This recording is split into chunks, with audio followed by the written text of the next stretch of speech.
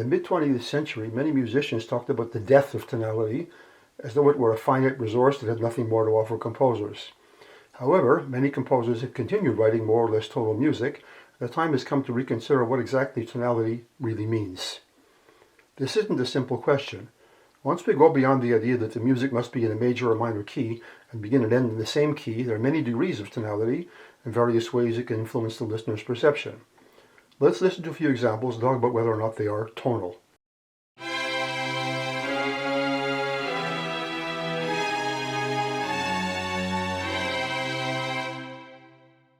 This example starts and stops with the same chord, and all the chords in between are consonant. But does this sound tonal? Well, somewhat. Let's look at the details. To begin with, the chords in the middle include many notes that are not in the C major scale, so the pitch choices are clearly not limited to C major. Also, the succession of chords is certainly not clearly directed towards C major. The voice leading is, however, reasonably smooth, which does give some sense of continuity. But when you get to, say, the third bar, do you really have any sense of what the next chord is going to be? How about this example?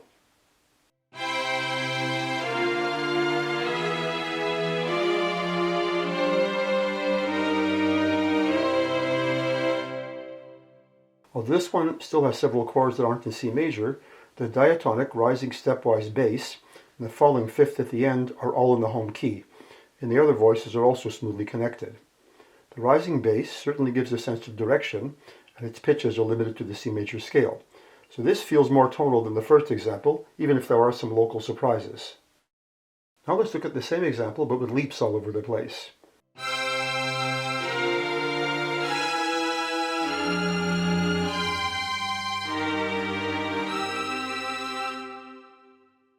Although the chord progression is identical to the preceding example, the overall direction is a lot less clear.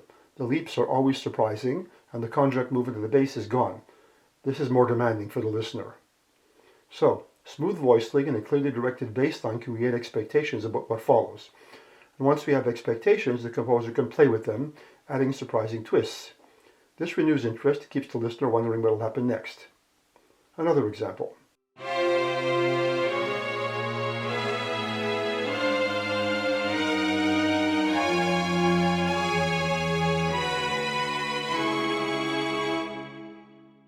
Here, the descending scale on the bass, the steadily rising line on top, and the fact that the voice leading is much smoother than the previous example all combine to create a clearer sense of direction. But the last chord is not the same as the first one. What these examples tell us about tonality is that it isn't black and white. If by tonality we mean a clearly audible sense of tonal direction, this last example certainly qualifies. And I could create other examples that sound more or less tonal. It is true that there is some music where there is simply no sense of clear harmonic direction, like this example.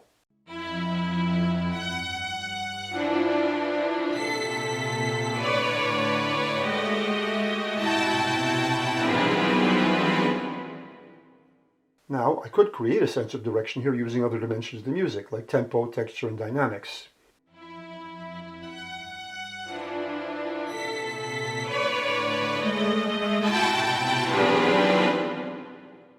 The accelerando, the crescendo, and the gradually thickening texture do give us a sense of where the music is going. But this direction does not come from the choice of specific pitches. I could change several notes here, especially the last bars. As long as I kept the general thickening texture, it wouldn't make any difference. But as a composer, I'm not satisfied with that. I want all the dimensions of the music to contribute to the overall character. What we see from all these examples is that tonality, when viewed from a larger perspective like this, is an enormous resource. Further, unlike some invented harmonic systems, like serialism, it's an open system, not a closed one. In a serial piece, the composer has to use certain notes at a given point, because that's where they arrived in the series. This means that the composer's ear must either give in to the series or choose a note they prefer, rather than the one the series suggests. But what's the point of the series then? Also, since most 12-note series are not easily memorable, the coherence they supposedly create is often downright unnoticeable because it isn't clearly audible. Tonality, in the larger sense that I use the word here, lets the composer follow their ear as long as they find a way to make the result sound logical. And as an open system, it has an infinite number of possibilities. I will later in the course be discussing some serial music that does make oral sense, but in all these cases the series itself is very limited in the amount of information it proposes. Tonality has to do with audible coherence. It's created by limiting the sound world and by creating progressions. I use the word progression here not in the sense of traditional chord sequences, but rather of creating pitch patterns that move incrementally in a given direction, like a rising or falling scale or a sequence. So clearly directed pitch patterns and coherent voice stating are what I think of as tonality. Once the listener has grasped the limits of the overall sound world and has noticed these audible pitch patterns, then they develop expectations.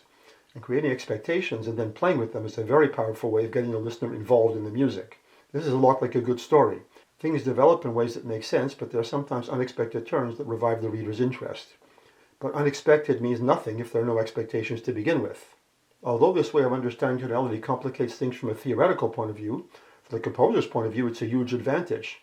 Apart from the question of expectations mentioned above, it also allows various passages in a given piece to have more or less stability and direction. The composer can also move between various tonal regions which are closer or farther from the starting point, rather like various degrees of modulation in classical tonal music. In a larger piece, the composer can even move between different degrees of tonal direction to create various degrees of tension. Shostakovich does this often with very dramatic results. For example, in his 13th Symphony, which is about the massacre of Jews by the Nazis in Babi Yar, there are many passages that are very dissonant and far from classically tonal. But the symphony ends with a passage that's clearly in B-flat major, including with a long tonic triad as a pedal point. After the horrors of the massacre, it's as though we've arrived at peace at last, the peace of death. My view of tonality has everything to do with involving the listener using audible patterns with strong musical character. I have another related video on YouTube of what I call general principles of harmony, which are psychological in nature and which apply to any style of music. The link is below.